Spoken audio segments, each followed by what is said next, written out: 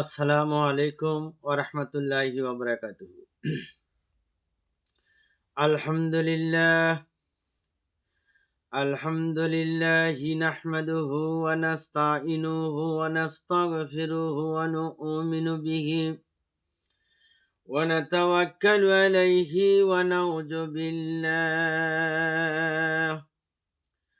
ونعوذ بالله من شرور أنفسنا ومن سيئات أعمالنا من يهده الله فلا مضل له ومن يضلله فلا هادي له ونشهد أن لا إله إلا الله وحده لا شريك له ونشهد أن سيدنا وحبيبنا ومولانا محمدا عبده ورسوله الذي أرسله بالحق بشيرا ونذيرا وديا إلى الله بإذنه وسراجا منيرا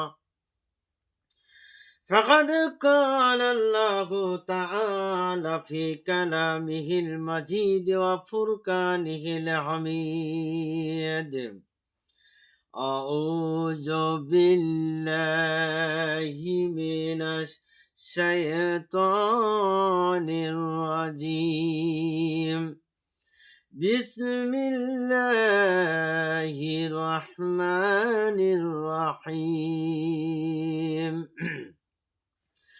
আল্লাহ রাব্বুল আলামিন কোরআনে কারিমে বলেন, সূরা আলে ইমরান আয়াত নাম্বার ৩৬, পারা নাম্বার ৩, পৃষ্ঠা ৬৫। আল্লাহ রাব্বুল আলামিন বলেন, জুরিয়াতাম বাদুহা মিন বাদিন ওয়াল্লাহু সামিউল আলিম। বংশানুক্রমে এরা পরস্পরের বংশধর। আল্লাহ সর্বশ্রোতা এবং সর্বজ্ঞ, তিনি সবকিছু শোনেন ও দেখেন। বিবি খাদিজা রাদিয়াল্লাহু তাআলা আনহা আরবের বিখ্যাত কুরাইশ বংশে জন্মগ্রহণ করেন। তার পিতার নাম হলো খালিদ। খাদিজা ছিলেন সুন্দরী ও বুদ্ধিমতী। তিনি সকলের সাথে বিনয় ও ভদ্রভাবে ব্যবহার করতেন। আমার ভাইরা, বকারি শরীফের হাদিস, হাদিস আবু দাউদ শরীফের হাদিস, দুইটা হাদিসের মধ্যেই একই বর্ণনাকারী বর্ণনা করেছেন। বকারি শরীফের হাদিস, হাদিস নম্বর 4224, পৃষ্ঠা নম্বর 901, হযরতে আবু হুরায়রা রাদিয়াল্লাহু তাআলা থেকে বর্ণিত। হুজুর সাল্লাল্লাহু আলাইহি ওয়াসাল্লাম বলেন, নারীদের মধ্যে 4 জন নারী হলো শ্রেষ্ঠ, তারা বেহেশতের অধিবাসী। আমার ভাইয়েরা, 1 নম্বর ইমরানের কন্যা মরিয়ম, ঈসা নবীর মা। 2 নম্বর মুআজ্জমের কন্যা আসিয়া, ফিরাউনের স্ত্রী। 3 নম্বর খালিদের কন্যা খাদিজা, হুজুর সাল্লাল্লাহু আলাইহি ওয়াসাল্লামের প্রথম স্ত্রী। আর মুহাম্মদ সাল্লাল্লাহু আলাইহি ওয়াসাল্লামের কন্যা মা ফাতিমা রাদিয়াল্লাহু তাআলা আনহা, হযরত আলীর স্ত্রী। এই 4 জন জান্নাতের অধিবাসী বলে দিয়েছেন।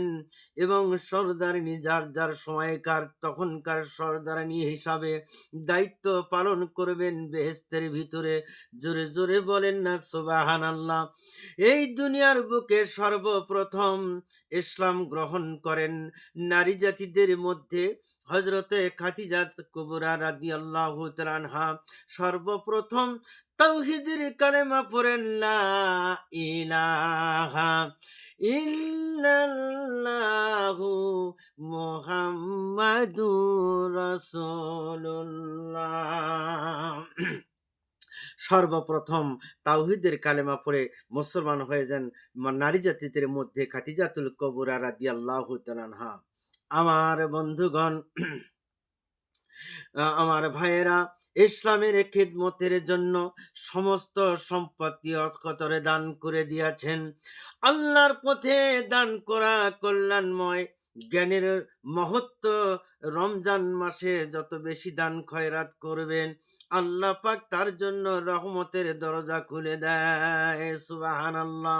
আমার ভাইয়েরা, আল্লাহ পাক তার হায়াত বৃদ্ধি করে দেয়, আল্লাহ পাক তার ধন সম্পত্তি বৃদ্ধি করে দেয়। আল্লাহ পাক তার কি করেন? ধন সম্পত্তিও বৃদ্ধি করে দেন। আমার ভাইরা, এই জন্য দান খয়রাত করতে ভুলে যাওয়া যাবে না। আমার ভাইরা, 2 বৎসর বুকের দুধ পান করিয়াছিলেন মা খাদিজাতুল কুবরা রাদিয়াল্লাহু তাআলা আনহা, মা ফাতেমাকে। ও আমার ভাইরা, ও আমার বন্ধুগণ, ভালো করে শুনে রাখেন। হাদিস বখারী শরীফের হাদিস, হাদিস নম্বর 5, পৃষ্ঠা নম্বর 5। আন ইবনে মাসুদ রাদিয়াল্লাহু তাআলা আনহু ক্বালা ক্বালা রাসূলুল্লাহ সাল্লাল্লাহু আলাইহি ওয়াসাল্লাম, হাসাদা ইল্লা ফি সিনাইনি, রাজুলুন আতাহুল্লাহু মালান ফাসাল্লাতাহু আলা হালকাতিহি ফিল হাক্কি, ওয়া রাজুলুন আতাহুল্লাহু হিকমাতা ফাহুয়া ইয়াকাদা বিহা ওয়া ইউআল্লিমুহা, মুত্তাফাকুন আলাইহি। আমার ভাইরা, হযরত ইবনে মাসউদ রাদিয়াল্লাহু তাআলা থেকে বর্ণিত, তিনি বলেন, নবী করিম সাল্লাল্লাহু আলাইহি ওয়াসাল্লাম ইরশাদ করেছেন, 2জন লোক সম্পর্কে হিংসা করা সঙ্গত। 2জন লোক সম্পর্কে হিংসা, মানুষেরা হিংসা করবে 2জন ব্যক্তির উপর। এ হাদিস থেকে তা পাওয়া যায়। একজন হচ্ছে সেই ব্যক্তি যাকে আল্লাহ পাক ধন সম্পদ দান করেছেন, তাকে মানুষেরা হিংসা করবে। আর আল্লাহর পথে যারা খরচ করেন এবং আল্লাহ পাক তাকে ক্ষমতা দিয়েছেন, তৌফিক দিয়েছেন, তাকে মানুষ হিংসা করবে। দুই, 2জন ব্যক্তি, 2 নম্বর হচ্ছেন সেই ব্যক্তি যাকে আল্লাহ দ্বীন ইসলাম সম্পর্কে বুদ্ধি জ্ঞান দিয়েছেন, তা লোকদের কাছে শুনিয়ে দেন এবং লোককে শিক্ষা দেন। তাহলে সেই এই 2জন ব্যক্তিকে মানুষ হিংসা করবে। আমার ভাইরা শোনেন, আমার বন্ধুগণ, খাদিজা তুল কবুরা রাদিয়াল্লাহু তাআলা আনহার 50 বছর বয়সে জন্মগ্রহণ করেন। তার মা ফাতেমা রাদিয়াল্লাহু তাআলা আনহা, তিনি বিবি খাদিজার কনিষ্ঠা কন্যা ছিলেন। ফাতেমা রাদিয়াল্লাহু তাআলা আনহা যখন মাতৃগর্ভে, তখন থেকেই হুজুর সাল্লাল্লাহু আলাইহি ওয়াসাল্লাম বিবি খাদিজা রাদিয়াল্লাহু তাআলা আনহার বিভিন্ন ধরনের আলামত লক্ষ্য করেছিলেন। তাতেই তারা বুঝতে আর বাকি রইল না। আমার ভাইয়েরা, ও আমার মায়েরা, মা ফাতিমা রাদিয়াল্লাহু তাআলা আনহা যখন মাতৃগর্ভে, তখন থেকেই হুজুর সাল্লাল্লাহু আলাইহি সাল্লাম বিবি খাদিজার বিভিন্ন ধরনের আলামত লক্ষ্য করেছিলেন। তাতেই তার বুঝতে আর কোনো কষ্ট রইল না। তাদের ঘরে আল্লাহ পাকের এক নিয়ামত, পবিত্র বান্দা আগমন করবেন। ফাতিমা রাদিয়াল্লাহু তাআলা আনহার গর্ভে থাকা অবস্থায় বিবি খাদিজার কেমন যেন একটা উৎকৃষ্ট মেয়ের সুঘ্রাণ পাওয়া যেত এবং তা খুবই সুন্দর একটা ফুলের সুঘ্রাণ পাওয়া যেত। পরে যখন বিবি ফাতেমা রাদিয়াল্লাহু তাআলা আনহা ভূমিষ্ঠ হলো, তখন মা ফাতেমার শরীর থেকে সে সুঘ্রাণটা পাওয়া যেত। সুবহানাল্লাহ। আমার বন্ধুগণ, ও আমার ভাইরা, ভালো করে শুনে রাখেন। বিবি খাদিজা রাদিয়াল্লাহু তাআলা আনহা যখন গর্ভবতী ছিলেন, তখন একদিন হুজুর সাল্লাল্লাহু আলাইহি সাল্লাম তাকে বললেন, খাদিজা রে, আমি জিবরাইলের নিকট জানতে পেরেছি তোমার গর্ভে এমন একটা কন্যা ভাগ্যবতী সন্তান আসতেছে রে, তার বংশধর দুনিয়ার বুকে অতিশয় নেককার হবে। জোরে জোরে বলেন না সুবহানাল্লাহ। এক রাত্রে খাদিজা রাদিয়াল্লাহু তাআলা আনহা এর প্রসব বেদনা যখন শুরু হয়ে গেল, কোনো সাহায্যকারী রমণী পাইল না। আল্লাহর নবী কয়েকটা বাড়িতে গেলেন ধাইমার খোঁজে। ও মা বোনেরা, আমার খাদিজা প্রসব বেদনায় কান্নাকাটি করছে, তোমরা সাহায্যের জন্য আসো। কিন্তু কেউ তো আল্লাহর নবীর কথার সাড়া দিল না। এবার আল্লাহর নবী দুটি হাত উঁচু করে আল্লাহ পাকের দরবারে বললেন, হে আল্লাহ, তুমি আমাকে সাহায্য করো গো আল্লাহ। এমন সময় তার ঘরের মধ্যে তিনজন লাবণ্যময়ী রমণী ঘরের মধ্যে প্রবেশ করেছিলেন। জোরে জোরে বলেন না সুবহানাল্লাহ। আমার ভাইয়েরা, সূরা লোকমান 11 রুকুতে আল্লাহ পাক বলেন, ওয়া ওয়াসাইনাল ইনসানা বিওয়ালিদাইহি হোসানা হামালাতুহু উম্মুহু কুরহা ওয়া ওয়াদাতুহু কুরহা। আল্লাহ রাব্বুল আলামিন কোরআনে কারিমে বলেন, আল্লাহ পাক বলেন, দুনিয়ার সমস্ত মানব পুণ্ডলীকে আমি উপদেশ দিচ্ছি, তোমরা তোমার পিতামাতাকে সম্মান করো, ইহসান করো, খেদমত করো। আর কোনোদিন মা বাপকে কষ্ট দিয়ে কথা বলা যাবে না, কারণ 10 মাস 10 দিন তোমার মা গর্ভে তোমাকে ধারণ করেছে।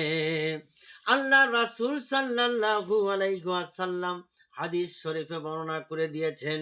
ও আমার ভাইরা, আল্লাহ পাক কোরআন শরীফে জানিয়ে দিয়েছেন, মায়ের দুধ 2 বৎসর পান করেছেন, আর তাই তোমার মাতা পিতার শুকর গুজার করতে হবে।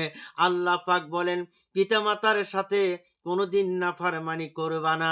আমার ভাইয়েরা, মা ফাতেমা আরো কয়েকটি গুণবাচক নাম আল্লাহর নবী রেখে দিয়েছিলেন। 1 নম্বর জহুরা, অর্থাৎ ফুলের কলি। বাস্তবে মা ফাতেমা একটা ফুলের কলির মতো ছিল। 2 রাজিয়া মার্জিয়া নাম রেখেছিলেন, এই জন্য রাখা হয়েছিল, তিনি জীবনের প্রত্যেকটি ক্ষেত্রে সুখে দুঃখে আল্লাহর শুকরগুজার করেছেন। সুবহানাল্লাহ। 3 জাকিয়া নাম রাখা হয়েছিল। এই নামটি এই জন্য রাখা হয়েছিল, তিনি ছিলেন সাধ্বী।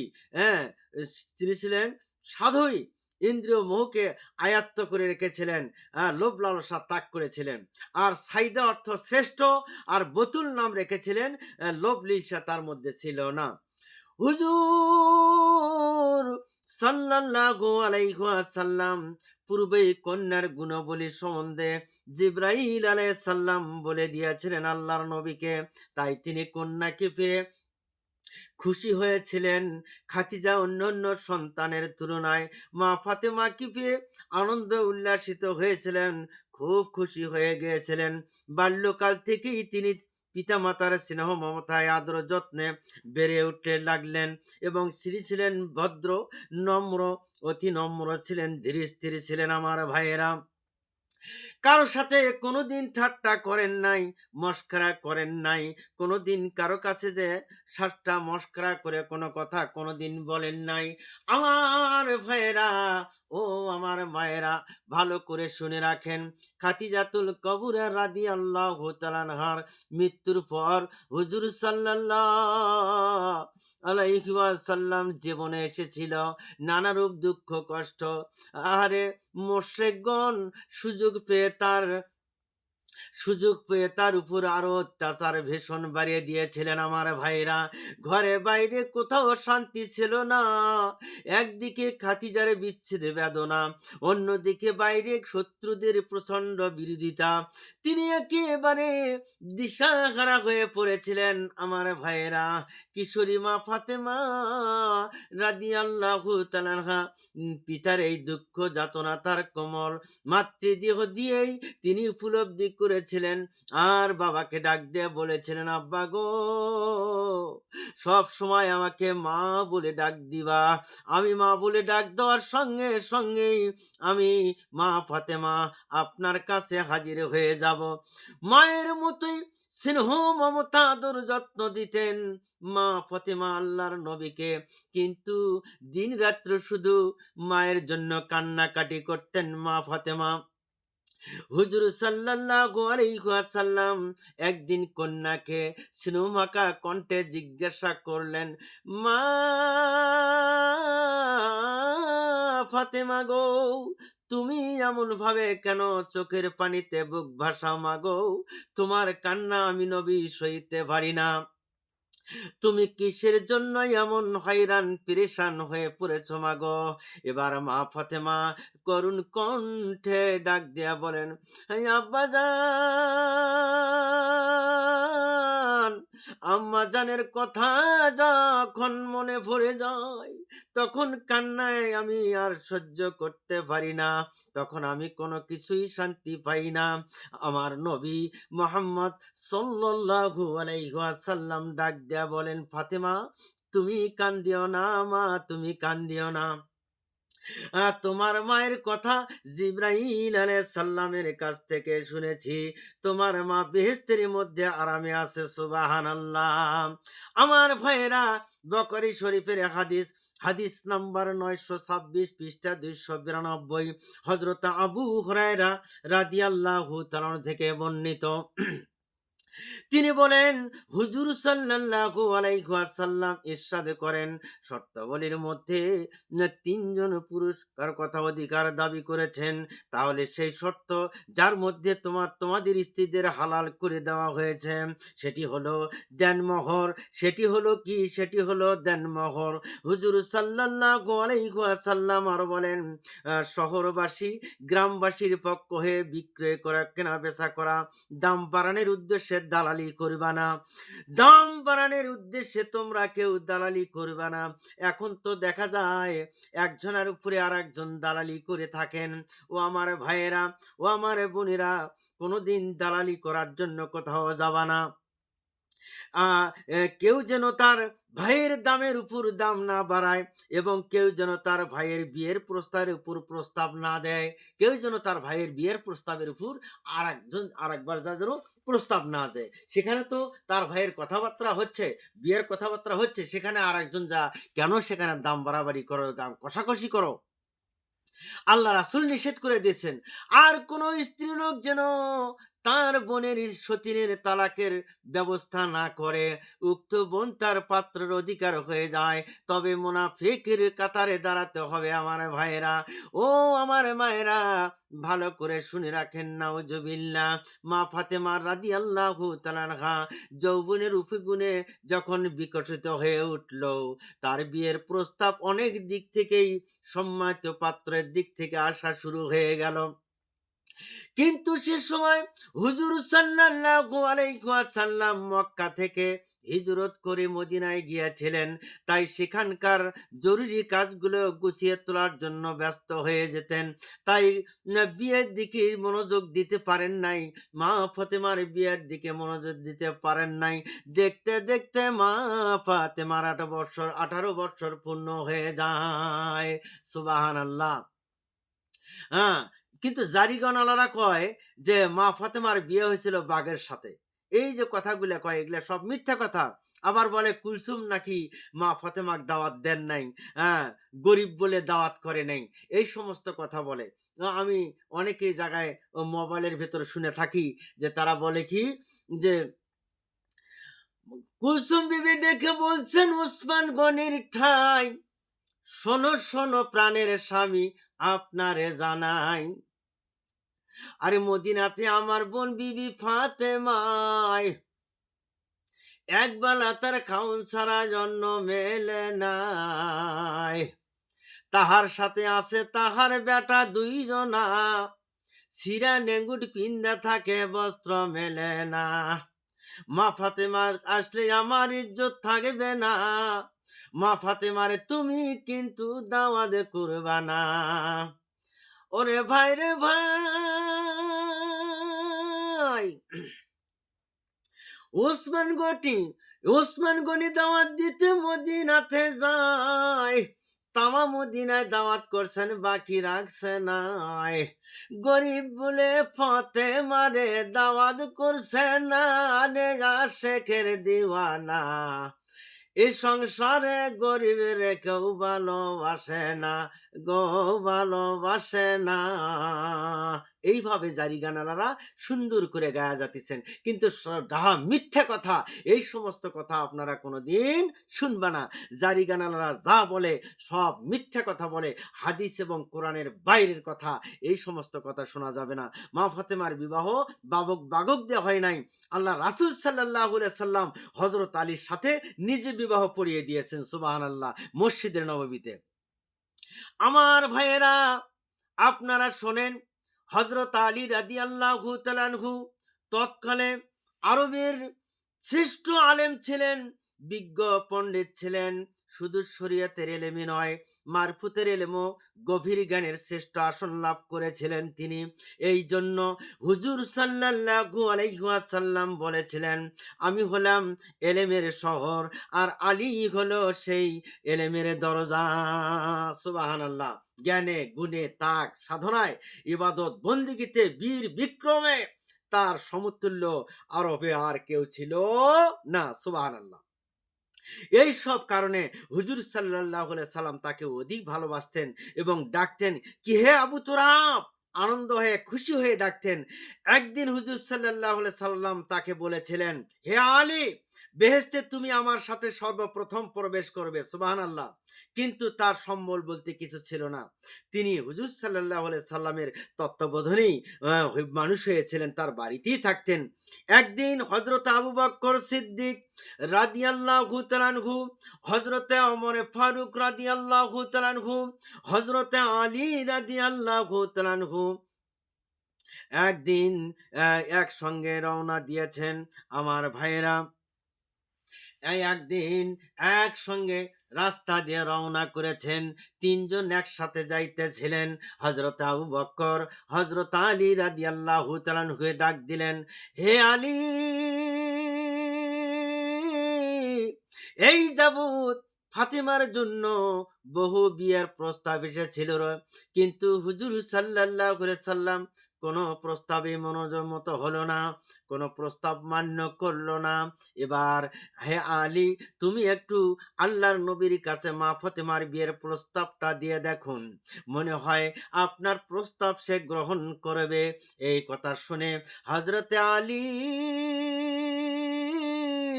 ডাক দিয়ে বলেন, ফাতিমার মতো এত সুন্দর রমণী আর তার মতো গুণবতী রত্নের স্বামী হওয়া তো যেমন তেমন ভাগ্যের কথা নয়। তবে আল্লাহর নবীর কাছে মা ফাতেমার বিয়ার প্রস্তাব দিতে আমার ভয় করছে। তবে আপনারা যখন বলছেন, তখন একবার আল্লাহর নবীর কাছে প্রস্তাবটা দিয়ে দেখি। তিনজন চলে গেলেন মসজিদের নববীতে। তিনি হুজুর সাল্লাল্লাহু আলাইহি ওয়াসাল্লামের দরবারে গিয়ে লজ্জায় নত হয়ে বসে রইলেন, মাথাটা মাটির দিকে দিয়ে, কিছুই বলতে পারতেছেন না। এবার হুজুর সাল্লাল্লাহু আলাইহি সাল্লাম হযরত আলীর হাব ভাব দেখলেন। হাব ভাব দেখে বললেন, বুঝতে পারলেন যে হে আলী, নিশ্চয় কোনো উদ্দেশ্য নিয়ে আমার সামনে বসেছ রে, হয়তো লজ্জায় খুলে বলতে পারতেছ না। তাই তিনি এবার বললেন, আলী রে, তুমি কি আমার মা ফাতেমার বিয়ের প্রস্তাব নিয়ে এসেছ রে? এবার হযরতে আলী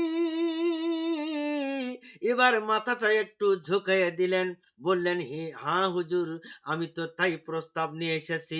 হুজুর সাল্লাল্লাহু আলাইহি সাল্লাম বললেন, এটা তো উত্তম প্রস্তাব রে আলী, এটা তো উত্তম প্রস্তাব। এর মধ্যে ওহী নাযিল হয়ে গেল। তিনি বললেন, হে আনাস, এইমাত্র জিবরাইল এসে আমার কাছে বলে গেলেন মা ফাতেমাকে আলীর সঙ্গে বিবাহ দেওয়ার জন্য। জোরে জোরে বলেন না সুবহানাল্লাহ। এটা আল্লাহ পাকের ইচ্ছা। তারপর হুজুর সাল্লাল্লাহু আলাইহি সাল্লাম আলীকে জিজ্ঞাসা করলেন, হে আলী, মহরণা দিবার মতো তোমার কাছে কেন ধন সম্পদ আছে নাকি রে?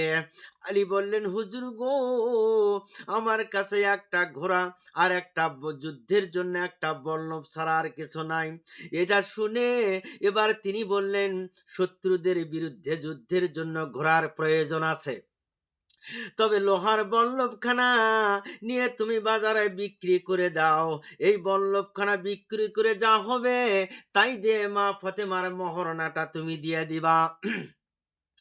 আমার বন্ধুগণ, এবার এই কথা শুনে হযরতে আলী রাদিয়াল্লাহু তাআলা আনহু বল্লভটা নিয়ে বাজারে গেলেন। হযরত ওসমান গনি রাদিয়াল্লাহু তাআলা আনহু 480 দিরহাম মূল্যে বল্লভখানা কিনে নিলেন। তারপর বললেন, ভাই আলী, এই বল্লভটি আমি আপনার নিকট থেকে উচিত মূল্য দিয়ে কিনে নিয়েছি। এটার মালিক তো এখন আমি। হযরত আলী বললেন, হ্যাঁ, নিশ্চয় এটার মালিক এখন আপনি হয়ে গেছেন।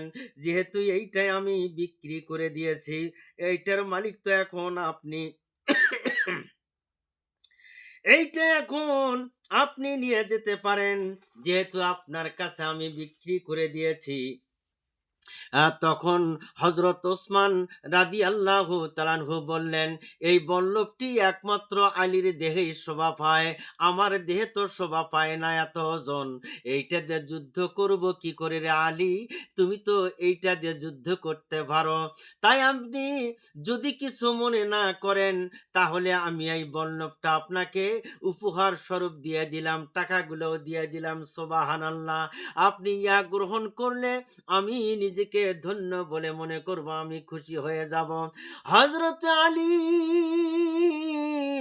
রাদিয়াল্লাহু তাআলা আনহু বল্লভটি আর দেনমোহরগুলো নিয়ে এবার হুজুর সাল্লাল্লাহু আলাইহি সাল্লামের সামনে মসজিদের নববীতে উপস্থিত হয়ে গেলেন। হুজুর সাল্লাল্লাহু আলাইহি ওয়াসাল্লাম শুনে সবকিছু শুনলেন, শুনে আনন্দিত হলেন। উসমান গনির জন্য প্রাণ ভরে দোয়া করলেন, জোরে বলেন সুবহানাল্লাহ। আর হযরত আলীর নিকট থেকে দেরহাম গুলো নিয়ে কয়েকটা দেরহাম হযরত বেলালের হাতে দিয়ে বললেন, এগুলো দিয়ে কিছু আতর সুরমা কিনে নিয়ে আসো। তারপর বাকি দেরহাম হতে 360টি দেরহাম হযরত আবু বকরের হাতে দিয়ে দিলেন। আর বললেন, বাজারে যাও, একটা পশম ভর্তি কাপড়ের তোষক কিনবা, এই একটা চামড়ার ফরাস কিনবা, একটা চাদর কিনবা, খেজুরের চালপূর্ণ একটা বালিশ কিনবা, একটা আটা পিসার জাতা কিনবা, দুইটা মাটির চেহরি বা পাতিল কিনবা, একখানা পালং কিনবা, একটা মশক কিনবা, একখানা জায়নামাজ কিনবা, দুই গাছের উপর বাজুবন্ধ কিনবা রে আমার মা ফাতেমার জন্য। এছাড়া হযরত আলীকে পাঠিয়ে দিলেন, বাজারে যাও রে আলী, বাজারে যাও, উম, যে কিছু মুখ মিষ্টি করার জন্য খেজুর কিনে নিয়ে আসো। হযরত আলী কিছু খেজুর কিনে নিয়ে আসার জন্য বাজারে গেলেন। হযরত আলী তাড়াতাড়ি করে খেজুরগুলো কিনে নিয়ে আসলেন। মানুষকে মুখ মিষ্টি করার জন্য সমস্ত কিছু হুজুর সাল্লাল্লাহু আলাইহি সাল্লামের সামনে উপস্থিত করা হলো। তারপর হুজুর সাল্লাল্লাহু আলাইহি সাল্লাম হযরত আনাসকে বললেন, আনাস, যাও রে হাজি মুহাজিদেরকে দাওয়াত করে আসো রে, গরিব ধনী সবাইকে দাওয়াত করবে, কাউকে বাকি রাখবে না। সুবহানাল্লাহ। এখন তো বেছে বেছে বিয়ে যদি বাজে, যে বেছে বেছে যারা বড় লোক তার দাওয়াত করে, যারা গরিব মানুষ তারকে দাওয়াত করে না। কিন্তু আল্লাহ রাসূল সাল্লাল্লাহু আলাইহি সাল্লাম মা ফাতেমার বিয়ার সময় গরিব ধনী সবাইকে দাওয়াত করার জন্য হুকুম দিয়েছিলেন। সুবহানাল্লাহ। এর মধ্যে গরিব ধনী হযরত আবু বকর সিদ্দিক রাদিয়াল্লাহু তাআলা আনহু, হযরত ওমর, হযরত ওসমান, হযরত তালহা, হযরত জুবায়ের, হাজী মুহাজি আনসার সবাই তখন উপস্থিত হয়ে গেলেন। জোরে জোরে বলেন না সুবহানাল্লাহ। আমার ভাইয়েরা, তাদের সামনে হুজুর সাল্লাল্লাহু আলাইহি সাল্লাম নিজেই বিয়ের খেতাব পাঠ করলেন এবং তারপর তিনি বললেন, তোমরা সবাই সাক্ষী থাকো, আমি আমার কন্যা মা ফাতেমাকে আলী ইবনে আবু তালিবের সঙ্গে আমি 480 মিসকাল মোহরের বিনিময়ে বিবাহ দিতেছি, তোমরা সবাই সাক্ষী থাকো। আমার ভাইরা, ওই সময় মা ফাতেমা বাড়িতে ছিলেন, মসজিদে ছিলেন না। এখন তো উল্টা পাল্টা করে একটা বিয়ের যখন খেতাব পাঠ করলেন হুজুর সাল্লাল্লাহু আলাইহি সাল্লাম, আগে খেতাব পাঠ করেছেন, এরপরে বিবাহ পড়াইতে বসেছেন। কিন্তু এখন আগে বিবাহ পড়ায়, তারপরে বিয়ারে খেতাব পাঠ করে, উল্টা পাল্টা হয়ে গেছে। আমার ভাইয়েরা, এবার যখন বিবাহ হয়ে গেল, আলহামদুলিল্লাহ সবাই পাঠ করলেন। হযরত আলীকে বললেন, হে হযরতে আলী, 480 মিসকাল মোহরের বিনিময়ে আমার কন্যা মা ফাতেমাকে তোমার নিকট বিবাহ দিলাম রে। হযরত আলী বললেন, আলহামদুলিল্লাহ, আমি হুজুর, আমি কবুল করে নিলাম। সুবহানাল্লাহ। তারপর সবাইকে নিয়ে এবার আল্লাহর দরবারে প্রার্থনা দোয়া করলেন, হে আল্লাহ, তুমি এই নব দম্পতির প্রতি, তাদের সন্তানের প্রতি রহমত বরকত নাজিল করে দাও, দুনিয়ার আখিরাতে মঙ্গল দান করে দাও। দোয়া শেষ করে উপস্থিত সকলকে খেজুর বিতরণ করে দিলেন। হুজুর সাল্লাল্লাহু আলাইহি ওয়াসাল্লাম আর বলেন, ফাতেমার সাথে আলীর বিবাহ আল্লাহর পাকের আদেশে হয়েছে, আল্লাহ পাক হুকুম দিয়েছেন। এই জন্য আল্লাহ পাক বলে দেওয়ার কারণে হযরত আলীর সঙ্গে মা ফাতেমার বিবাহ সম্পাদন করা হয়েছে। হুজুর সাল্লাল্লাহু আলাইহি সাল্লাম বাড়িতে গিয়ে এবার ডাক দিলেন, হে মা ফাতেমা, আমি তোমাকে আলী এর নিকট বিবাহ দিয়েছি গো মা, মা তুমি কবুল করে নাও। সে দুনিয়ার সর্দার, আখিরাতে সৌভাগ্যলী এবং জ্ঞান ধৈর্যের অতুলনীয়। হজরতে ফাতেমা এর বিবাহে মুহাজিগণ আনসারদের মধ্যে মহা আনন্দ দেখা দিয়েছিল। হজরত আসাদ রাদিয়াল্লাহু তাআলা আনহু বলেন, ইয়া রাসূলুল্লাহি, আমার নিকটে একটা খাসি আছে হুজুর গো, আমি আসাদ, আমি এই খাসিটা ওলামায়ের জন্য আমি দান করে দিতে চাই হজরত আলীর বিবাহের জন্য। কারণ আলী তো গরিব, তার কাছে তো ওলামায়েকে খাওয়া দাওয়ার জন্য কিছু করতে পারবে না। হজরতে আসাদ ওই বিবাহের ময়দানে, ওই বিবাহের দিন একটা খাসি দান করেছিলেন। আমার ভাইয়েরা, অনুমতি হলে অলিমার জন্য পেশ করে দেই। হুজুর সাল্লাল্লাহু আলাইহি ওয়াসাল্লাম অনুমতি দিয়ে দিলেন। সাহাবীরা মিলে সমস্ত সামগ্রী সমগ্র করে অলিমার জন্য সুন্নত আদায় করেছিলেন। এমন সময় হযরত উম্মে আয়মান হুজুরের দরবারে এসে হাজির হয়ে গেলেন। হযরত কিনা আয়মান, আয়মান এসে হুজুর সাল্লাল্লাহু আলাইহি ওয়াসাল্লামের সামনে এসে দাঁড়িয়ে গেলেন। বললেন, হে আল্লাহ রাসূল, সেদিন এক সাধারণ আনসারের কন্যার বিবাহ হলো। তারা কত জাঁকজমক করলো, কত সুন্দর খাদ্য বিতরণ করলো, কিন্তু দুজাহানের বাদশা আল্লাহর নবীর কলিজার টুকরা মা ফাতেমার বিবাহ এত সাদাসিধে ভাবে হলো। হুজুর সাল্লাল্লাহু আলাইহি ওয়াসাল্লাম এই কথা শোনার পর এবার ডাক দেয়া বললেন, মা ফাতেমার বিবাহ যেমন তেমন কথা নয়। মা ফাতেমার বিবাহতে হযরত অনেকেই অনেক বেহেশত সুন্দর করে সাজানো হয়েছে। জোরে জোরে বলেন না সুবহানাল্লাহ। হযরত হারেস রাদিয়াল্লাহু তাআলা আনহু এর নিকট একটা ঘর ভাড়া নিয়েছিলেন আমার ভাইয়েরা। হযরত আলী ঘর ভাড়া নিয়েছিলেন। তারপর তাদের সংসার যাত্রা যখন শুরু হয়ে গেল, হযরত হারেজের কাছ থেকে একটা ঘর যখন ভাড়া নিয়েছিলেন, তখন আল্লাহর নবীর বাড়ি থেকে তখন ওই হারেজের বাড়িতে, ভাড়া বাড়িতে মা ফাতেমাকে নিয়ে গেলেন। এবার হযরত আলী মা ফাতেমা যখন বাড়ি থেকে চলে গেলেন, হুজুর সাল্লাল্লাহু আলাইহি ওয়াসাল্লাম বারবার ব্যাকুল হয়ে কেঁদে কেঁদে উঠেছিলেন আর বলতেছিলেন, আরে স্নেহের কলিজার টুকরা মা ফাতেমা, আজ তুমি স্বামীর বাড়িতে চলে গেছো মা, আমি এখন কাকে মা মা বলে ডাক দেব? পরের দিন কন্যাকে দেখার জন্য মা ফাতেমার বাড়িতে উপস্থিত হয়ে গেলেন। মা ফাতেমাকে ডাক দিলেন, বললেন, ফাতেমা এবং হযরত আলীকে পাশে বসাইলেন। এক গ্লাস পানি নিয়ে আসতে বললেন, এক গ্লাস পানি নিয়ে আসলেন। তার মধ্যে দম দিয়ে দুইজনকে সমান সমান করে খাওয়াই দিলেন। জোরে জোরে বলেন না সুবহানাল্লাহ। আমার ভাইয়েরা, এবার আল্লাহর নবী শিখানো দুইজনার জন্য দোয়া করলেন। আমার ভাইয়েরা, তাদের সংসার যাত্রা যখন শুরু হয়ে গেল, সুখ দুঃখের ভিতর দিয়ে চলতে লাগলো। ফাতেমা নিজের হাতেই জাতায় আটা পিষতেন, রুটি তৈরি করতেন, কাপড় মাজতেন, বাসন পাতি মাজতেন, স্বামীর খেদমত করতেন, গোসলের পানির ব্যবস্থা করে দিতেন। আটা পিষতে পিষতে মা ফাতেমার হাতে ফোস্কা পড়ে গিয়েছিল। রুটি সেকতে সেকতে আগুনের তাপে চেহারা লাল লাল হয়ে গিয়েছিল, তবু তিনি বিরক্ত হয় নাই। হযরত আলী শারীরিক পরিশ্রম করে কাজকর্ম করে বাড়িতে আসতে, যদি আসে দেখতেন যা খানা হয়েছে তাই তিনি খাইতেন, কোনোদিন বিবির সঙ্গে রাগান্বিত হন নাই। এখন তো সেই যুগান নাই। হাতে আটা পিষতো, জাতায়, জাতা ছিল এরকম, জাতায় ঘুরে ঘুরে আটা তৈরি করতো। এখন তো আর জাতা নাই, এখন মেল হয়েছে। মায়েরা মহিলারা এত শান্তিতে আছে, হ্যাঁ, পুরুষেরা কি করে যায় এনে মেশিনের থেকে চাল নিয়ে এসে দিয়ে দেয়, একদম একেবারে আটা তৈরি করে নিয়ে এসে দিয়ে দেয়, খালি বসে বসে বাড়িতে রান্না করবে আর খাবে। তবু দেখবা যে বাড়িতে খালি ঝগড়া। হাই রে দুনিয়ার মেয়ে মানুষ, পরিশ্রম তো নাই, কিন্তু এই যে খালি ভাত রান্না করে খাবে, তবু দেখবে যে ঝগড়ার শেষ নাই। হ্যাঁ, ভালো হয়ে যান, ভালো হয়ে যান, এখনো সময় আছে। একদিন হজরত আলী ঈদের আগে কাজের সন্ধানে ঘর থেকে বের হয়ে গেলেন, সারাদিন ঘুরলেন রৌদ্রের ভিতরে, কোনো খানা পিনা, কোনো কাজের কোনো সন্ধান পেল না।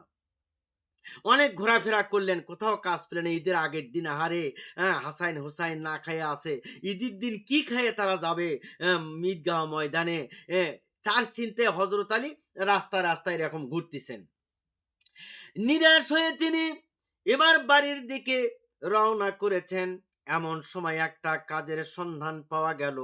কাজটা ছিল একজন সওদাগরের উটের পিঠ থেকে মালগুলো নিচে নামানোর কাজ। মজুরির টাকা হাতে নিয়ে হযরত আলী দৌড় দিয়ে তখন বাজারের মধ্যে প্রবেশ করলেন। দৌড় দিয়ে বাজারের মধ্যে প্রবেশ যখন করলেন, সব দোকানপাট বন্ধ হয়ে গেছে। অনেক বলে দোকানদারের নিকট থেকে কিছু জব কিনে নিয়ে তিনি বাড়ির দিকে, গৃহের দিকে ফিরলেন, বাড়ির দিকে ফিরলেন। ফাতেমা তার তাড়াতাড়ি বিশ্রামের তার ব্যবস্থা করে দিলেন, আর তথা আটা পিষতে লাগলেন, আর তারপর রুটি তৈরি করতে লাগলেন। রুটি তৈরি করা হয়ে গেল। হাসাইন আর হোসাইনকে নিয়ে হযরত আলী ঘুমিয়ে পড়েছিলেন। সারা রাত্র মা ফাতেমা যাতায় আটা পিষলেন গো। ওই জবগুলো আটায় আটা পিষে রুটি তৈরি করে তার শেষে এবার জাগিয়ে হাসাইন হোসাইন হযরত আলীকে জাগিয়ে তুললেন। এবার একসাথে খানা খাইতে বসলেন। সুবহানাল্লাহ, আহারে কত কষ্ট করেছেন মা ফাতেমা। আহারে শেষ হয়ে এই খানা খাইতে খাইতে ভোরের আজান বেল্লাল দিয়েছিলেন। আর একদিন ফাতেমার করুণ কাহিনী শোনেন আমার ভাইয়েরা। তাহার দেহ তার দেহ এতই যে বিছানা থেকে উঠতে পারে না, দুর্বল হয়ে গিয়েছিলেন। হাদিস বখরি শরীফের হাদিস, হাদিস নম্বর 2052, পৃষ্ঠা নম্বর 590। হযরত সাহল রাদিয়াল্লাহু তাআলা থেকে বর্ণিত, তিনি বলেন, হুজুর সাল্লাল্লাহু আলাইহি ওয়াসাল্লাম ইরশাদ করেন, তোমরা ওই ব্যক্তির সম্পর্কে কি ধারণা পোষণ করো? দিনদার গরিব ধনির চেয়েও শ্রেষ্ঠ। দিনদার গরিব ধনির চেয়েও শ্রেষ্ঠ। সুবহানাল্লাহ। তা জানো? সাহাবীগণ উত্তর দিলেন, যদি লোকটি কোনো মালিককে বিয়ে প্রস্তাব করে তবে তার সাথে বিবাহ দেওয়া যায়। একটা ধনী লোক ওই দিক দিয়ে যাচ্ছেন। আল্লাহ রাসূল জিজ্ঞাসা করলেন যে, একটা ধনী লোক যাচ্ছে, দেখো তো এই লোকটা বিষয়ে তোমরা কি পোষণ করো তোমরা? তখন সাহাবীগণ বললেন যে, এই লোকটা যদি বিবাহর প্রস্তাব দেয়, খুব ধনী লোক, তাহলে বিবাহ দেওয়া যায়। যদি সে কারোর জন্য সুপারিশ করে তবে মঞ্জুর করা যায়। আর যদি সে কথা বলে তার শোনা দরকার, কান লাগিয়ে শোনা দরকার। এবার একজন গরিব লোক আবার ওই দিক দিয়ে যাচ্ছেন। হুজুর সাল্লাল্লাহু আলাইহি ওয়াসাল্লাম বললেন, এ লোকটা বিষয়ে তোমার ধারণা কি? হ্যাঁ, যে তখন সাহাবীরা বললেন যে, এই লোকটা তো গরিব, এনার কথা শোনা যাবে না। তখন হুজুর সাল্লাল্লাহু আলাইহি সাল্লাম বললেন, সারা দুনিয়ার ধনির চেয়ে গরিব শ্রেষ্ঠ। সারা দুনিয়ার ধনির চেয়ে গরিব শ্রেষ্ঠ। সুবহানাল্লাহ, অধিক শ্রেষ্ঠ। কারণ ওই গরিবের কথাই কান নেগে শোনা দরকার। সে ইমানদার ব্যক্তি, সে 5 ওয়াক্ত নামাজি ব্যক্তি, সে আমার সাহাবী, তার কথা শুনবে না, ওই ধনী বেদুইনের কথা শুনবে, কোনোদিন তা শোনা যাবে না। আমার ভাইয়েরা, মা ফাতেমা যখন বিছানা থেকে উঠতে পারছিল না, খবর শুনে হুজুর সাল্লাল্লাহু আলাইহি সাল্লাম তাকে দেখতে গেলেন। দরজায় দাঁড়িয়ে ডাক দিলেন, ফাতেমা, মা, মা বলে ডাক দিলেন। মা ফাতেমা বললেন, আব্বা গো, আমার দেহে শুধুমাত্র একখানা চাদরই আছে আব্বাজান। তা দিয়ে কোনো রকম শরীরটা কোনো রকম ঢেকে নিয়েছি, মাথা ঢাকবার মতো কিছু নাই। ইয়া শুনে হুজুর সাল্লাল্লাহু আলাইহি সাল্লাম এর মাথার পাগড়িখানা ভিতরে ছুঁড়ে দিয়ে বললেন, মা ফাতেমা, এটা দিয়ে তুমি মাথাটা কোনো রকম করে ঢেকে নাও। তারপর হুজুর সাল্লাল্লাহু আলাইহি ওয়াসাল্লাম ভেতরে প্রবেশ করলেন। মা ফাতেমার গৃহে যখন প্রবেশ করলেন, মা ফাতেমা, তোমার কি অসুখ হয়েছে মা গো? তুমি কথা বলতে পারো না কেন? তুমি দুর্বল হয়েছে কেন মা? সে বললেন, আব্বা জান, কয়দিন যাবত উপোস করে আছি, আজকে 3 দিন যাবত ক্ষুধার জ্বালায় মাথা ঘুরে জমিনে পড়ে গেছি আব্বা জান, আর হাঁটতে পারি না, আর কথা বলতে পারি না আব্বা গো। ইয়া শুনে হুজুর সাল্লাল্লাহু আলাইহি সাল্লাম তাকে ডাক দিয়ে বললেন, মা ফাতেমা, তুমি কান্দিও না, আমিও আজ 3 দিন যাবত কোনো খানা পিনা গ্রহণ করি নাই, উপবাস আছি, অথচ আমি আল্লাহর নিকট তোমার চেয়েও বেশি প্রিয় আছি, সুবহানাল্লাহ। মা ফাতেমা, তুমি যাই নামাজের কোনাটুকু উল্টে দেখো। মা ফাতেমা যখন যাই নামাজের কোনাটুকু উল্টালেন, দেখেন যে গলিত স্বর্ণের স্রোত যাই নামাজের নিচ দিয়ে যাচ্ছেন। মা ফাতেমা বললেন, আব্বাজান, এই কি অবস্থা? এবার চমকে উঠলেন যখন এই অবস্থা দেখলেন। আল্লাহর নবী ডাক দেয়া বললেন, ফাতেমা গো, যদি দুনিয়াতে সুখ শান্তি করতে চাও তাহলে স্বর্ণগুলো উঠিয়ে রাখো। তখন মা ফাতেমা বললেন যে, আব্বাজান, আমি দুনিয়ার সুখ শান্তি চাই না, আমি আখেরাতের সুখ শান্তি চাই। সুবহানাল্লাহ। মদিনায় 3 দিন যাবত আল্লাহর নবী ছিলেন না। আল্লাহর নবী 3 দিন যাবত মদিনায় ছিলেন না। সমস্ত মদিনাবাসীরা অস্থির হয়ে গেছেন। মা ফাতেমা কানতে কানতে অস্থির হয়ে গেছেন। হযরত আলী কান্দে, হাসাইন হোসাইন কান্দে।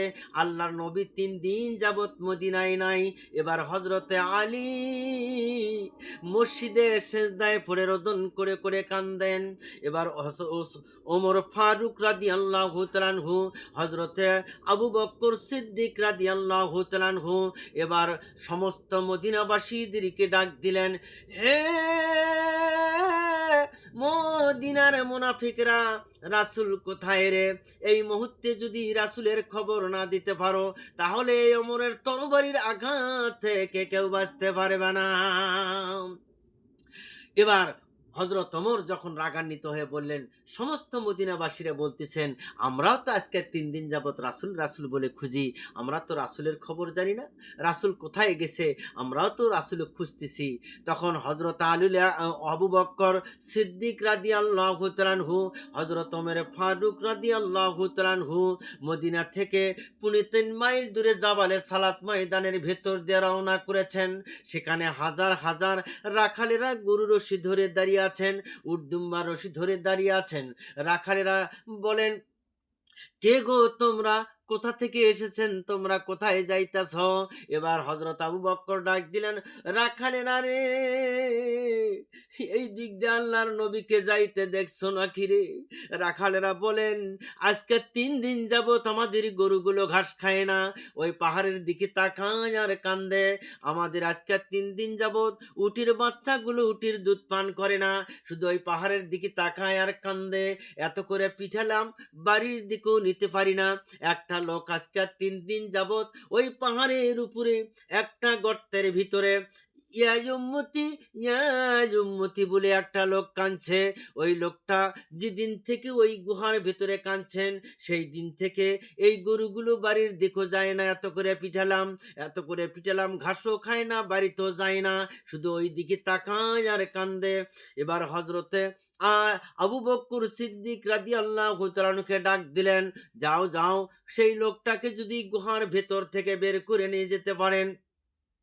হযরতে আবু বকর ডাক দেয়া বলেন, হে ওমর, আল্লাহর নবী ছাড়া আর কেউ হতে পারে না রে, যার মায়ায় পড়ে বনের জানোয়ার খানা পিনা বন্ধ করে দিয়েছে, যার মায়ায় পড়ে বনের পশু পাখি খানা পিনা বন্ধ করে দিয়েছে, আল্লাহর নবী ছাড়া আর কেউ নয় রে।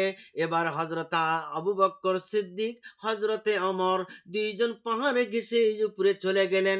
যা দেখেন আল্লাহর নবী উম্মতি উম্মতি বলে গুহার ভিতরে সেজদায় পড়ে গেছেন। ইয়া হাবলি উম্মতি, ইয়া হাবলি উম্মতি, আল্লাহ আমার উম্মতির গুনাহগুলো মাফ করে দাও, আমার উম্মতির গুনাহগুলো মাফ করে দাও। যেই নবী উম্মতির জন্য কাঁদতে কাঁদতে হয়রান পেরেশান হয়ে গেছেন, সেই নবীর জন্য কেউ চিন্তা করে না, সেই নবীর সুন্নতগুলো কেউ মানে না, সেই নবীর কথাগুলো কেউ শুনে না, সেই নবীর হাদিসের বাণীগুলো কেউ খেয়াল করে না। আমার ভাইয়েরা, ও আমার বন্ধুগণ, আল্লাহ পাক কোরআনে কারিমে বলেন, ওয়া আম্মাসা ইলা ফালা তানহার, কেউ যদি কিছু চায় ধমক দিয়ে তাকে তাড়িয়ে দেবেন না। আমি আজ আপনাদের কাছে ভাইরা আমি বলবো, মা বোনেরা, প্রাণ ভরে দোয়া করা এটাই আমাদের কাজ। মা ফাতেমা কিছু নসিহত শোনেন। হ্যাঁ, আপনারা 5 ওয়াক্ত নামাজ আদায় করবেন। মা ফাতেমা মৃত্যুর আগে নসিহত করে গেছেন কি, 5 ওয়াক্ত নামাজ আদায় করবেন, কখনো ওজর ছাড়া রমজান মাসে রোজা কাজা করবেন না, স্বামীর আগে ঘুম থেকে উঠবেন, প্রতহ ফজরের নামাজ পড়বেন, কিছু কোরআন শরীফ তেলাওয়াত করবেন, সর্বদা পরিষ্কার পরিচ্ছন্নতা থাকবেন, বেপর্দা চলাফেরা করবেন না, সংসারে শ্বশুর শাশুড়ির খেদমত করবেন, তাদেরকে সম্মান করবেন, স্বামীর ভক্তি করবেন এবং দুঃখীজনকে দয়া করবেন, রুগীর সেবা যত্ন করবেন, পরনিন্দা করবেন না, প্রতিবেশীর সাথে ঝগড়া করবেন না, মিলেমিশে চলবেন, ঝগড়া বিবাদ করবেন না। এই সমস্ত মা ফাতেমা মৃত্যুর আগে বলে গেলেন। আমার মায়েরা, আমার ভাইয়েরা, ভালো করে শুনে রাখবেন, বিপদে পড়ে আল্লাহকে গালি দিবেন না। অনেক মায়েরা আছেন বিপদে পড়লে আল্লাহ গালি দেয়, মরার আল্লাহ এগুলা করলো, হ্যাঁ, ধান নাড়িয়ে দেয় যখন বৃষ্টি হঠাৎ করে যদি আসে, তা বলে কি, অনেক মেয়ে মানুষ বলে, মরার আল্লাহ জায়গা পেল না, এখনই বৃষ্টি দিয়ে আমার ধানগুলো ভিজে দিল। এই সমস্ত কথা বলা যাবে না। হ্যাঁ, সব সময়ের জন্য কোরআনে কারিম তেলাওয়াত করবেন, 5 ওয়াক্ত নামাজ আদায় করতে হবে, সুখের সময় আল্লাহর শুকুর আদায় করতে হবে, আর দুঃখের সময় আল্লাহর সুসংবাদ, আল্লাহর কথা, কাজ শেষ হলে যে কোনো কাজ শুরু করবেন, বলবেন বিসমিল্লাহ, যখন শেষ হবে আলহামদুলিল্লাহ বলবেন, আর কোনো দুঃসংবাদ শুনলে বলবেন ইন্না লিল্লাহি ওয়া ইন্না ইলাইহি রাজিউন। এই কথাগুলো অনেক মহিলা আছে তারা জানে না, তারা এগুলো পড়ে না। যদি স্বামী গরিব হয়, তা যদি যোগা যদি কষ্ট হয়, তবু কোনোদিন স্বামীকে গালি দেওয়া যাবে না। তাই শুকুর করিয়া গুজার করে থাকতে হবে। স্বামীর মুখে মুখে তর্ক করা যাবে না, ঝগড়া করা যাবে না। এই সমস্ত আজকালকার মহিলারা করে থাকেন। মা ফাতেমা এই সমস্ত উপদেশ দিয়ে গেছেন। আমার ভাইয়েরা, আল্লাহ পাক কোরআনে কারিমে বলেন, কুল্লিন নাফসিন যায়কাতুল মাউত, প্রত্যেক জীবের মৃত্যু আছে, মৃত্যুর হাত হইতে কেউ রেহাই পাবে না। সূরা আহজাব আয়াত নম্বর 33, আল্লাহ রাব্বুল আলামিন বলেন, وَقُرْنَ فِي بُيُوتِكُنَّ وَلَا تَبَرَّجْنَ تَبَرُّجَ الْجَاهِلِيَّةِ الْأُولَى, তোমরা নিজেদের ঘরে অবস্থান করো, তোমরা জাহিলিয়াতের যুগের মতো চলাফেরা করো না, ঠকঠমক নিয়ে চলাফেরা করো না। ও মায়েরা আমার, তোমরা জাহিলিয়াতের যুগের মতো ঠাকঠমক নিয়ে রাস্তায় চলাফেরা করো না। অনেকে আছে লিপস্টিক লাগাইয়া পেটের লাডি বুড়ি বাড়ি করে দিয়ে রাস্তা দিয়ে বেড়াচ্ছেন, নাউজুবিল্লাহ। এগুলা জাহান্নামের খড়ি ছাড়া আর কিছু হবে না। এই পৃথিবীতে চিরজীবন কেউ বেঁচে থাকতে পারবে না। হুজুর সাল্লাল্লাহু আলাইহি সাল্লাম দুনিয়াতে বিদায় হওয়ার 6 মাস পর মা ফাতেমা দুনিয়া থেকে বিদায় হয়ে গেছেন। হযরতে আবু যার গিফারি রাদিয়াল্লাহু তাআলা আনহু মা ফাতেমার কবর তৈরি করলেন। তারিখটি ছিল হিজরির 11 সনের 13 রমজান মাস। উম্মে সালমা রাদিয়াল্লাহু তাআলা আনহা মা ফাতেমার গোসলের ব্যবস্থা করে দিলেন। মা ফাতেমার গোসলের ব্যবস্থা করে দিলেন হযরত আবু বকর সিদ্দিক রাদিয়াল্লাহু তাআলা আনহুর বৃদ্ধ স্ত্রী মা ফাতেমার গোসল করিয়ে দিলেন। মা ফাতেমা রাদিয়াল্লাহু তাআলা আনহা মৃত্যুর পূর্বে বড়ই চিন্তিত হয়ে পড়েছিলেন। মৃত্যুর পরে তার লাশ না জানি কত লোকজন দেখে ফেলায়, দাফন করার পর না জানি কবর দেখে লোকেরা মনে মনে বলবে, মা ফাতেমা এতটুকু লম্বা ছিল, এতটুকু মোটা ছিল, পর্দার বরখেলাপ হয়ে যাবে। এই রাত্রে বেলায় তাকে দাফন করতে হবে, রাত্রিবেলায় দাফনের কাজ সমাপ্ত করতে হবে। যেই রাত্রি মা ফাতেমা দুনিয়া থেকে বিদায় হয়ে গেলেন মদিনাতে, সেই রাত্রে আরো 7 জন মেয়ে দুনিয়া থেকে বিদায় হয়ে গিয়েছিল। আমার ভাইরা, হাদিস শরীফে এসেছে 7 জন মেয়ে ওই সময় দুনিয়া থেকে বিদায় হয়ে গিয়েছিল। একই পাশাপাশি কবর দিয়েছিলেন মা ফাতেমার পাশে। সকালবেলা যখন হয়ে গেল, অনেক সাহাবী গেলেন ওই কবরের দাফন মাটি দেওয়ার জন্য। যা দেখেন যে একটা নতুন নতুন আরো 7টা 4টা কবর, সেখানে কোনটা মা ফাতেমার কবর স্থির করতে পারলেন না। আমার ভাইয়েরা, মা ফাতেমা এতই তাই পর্দার জন্য সে ভয় করেছেন, এত পর্দা করেছেন। আজকালকার যুগের মায়েরা কেন পর্দা করবা না? পর্দা ছাড়া জান্নাতে যাইতে পারবা না। বড় বড় গলায় কথা বলবা, রাস্তায় রাস্তায় ঘুরবা, কোনোদিন জান্নাতে প্রবেশ করতে পারবা না। চ্যালেঞ্জ দিয়ে বলেছেন আল্লাহর নবী সাল্লাল্লাহু আলাইহি ওয়াসাল্লাম, রোজ কিয়ামতের দিন হাসরের ময়দানে আল্লাহ পাকের সামনে জবাব দিতে পারবে না। আল্লাহুম্মা আমিন। রব্বানা জালামনা আনফুসিনা ওয়া ইল্লাম তাগফির লানা ওয়া তারহামনা লানাকুনান্না মিনাল খাসিরিন। রব্বানা লা তুযিগ কুলুবানা বা'দা ইয হাদাইতানা ওয়া হাব লানা মিন লাদুনকা রাহমাতান ইন্নাকা আনতাল ওয়াহ্হাব। রাব্বুল আলামিন, আমার দোয়াখানা কবুল আর মঞ্জুর করে নাও। আয় আল্লাহ, এতক্ষণ যা তোমার হাবিবের হাদিস থেকে আলাপ আলোচনা করলাম, আয় আল্লাহ তোমার কোরআনে কারিম থেকে যা আলাপ আলোচনা করলাম, ভুল ত্রুটি ক্ষমা করে যে সবটুকুন আমাকে দিবেন, সবটুকুন সোনার মদিনায় নবী পাক রওজা মোবারকে পৌঁছে দাও রাব্বুল আলামিন। আয় আল্লাহ মাবুদ গো, আসমানি বালা আসমানে উঠানো, জমিনে বালা জমিনে গারদ করে দাও, হাওয়াই বালা হওয়ার সঙ্গে মিশে দাও। সমস্ত বালা মুসিবত থেকে আল্লাহ আমাদের সকলকে হেফাজত করো। রব্বির হামহুমা কামা রব্বায়ানি সগীরা, রব্বির হামহুমা কামা রব্বায়ানি সগীরা। আল্লাহুম্মা সাল্লি আলা মুহাম্মাদ ওয়া আলা আলি মুহাম্মাদিন কামা সাল্লাইতা আলা ইব্রাহিম ওয়া আলা আলি ইব্রাহিম ইন্নাকা হামিদুম মাজিদ। আল্লাহুম্মা বারিক আলা মুহাম্মাদ ওয়া আলা আলি মুহাম্মাদিন কামা বারাকতা আলা ইব্রাহিম ওয়া আলা আলি ইব্রাহিম ইন্নাকা হামিদুম মাজিদ। রব্বানা তাকাব্বাল মিন্না ইন্নাকা আনতাস সামিউল আলিম ওয়া তুব আলাইনা ইন্নাকা আনতাত তাওয়াবুর রহিম। সুবহানা রাব্বিকা রাব্বিল ইজ্জাতি আম্মা ইয়াসিফুন ওয়া সালামুন আলাল মুরসালিন আলহামদুলিল্লাহি রাব্বিল আলামিন। আমিন।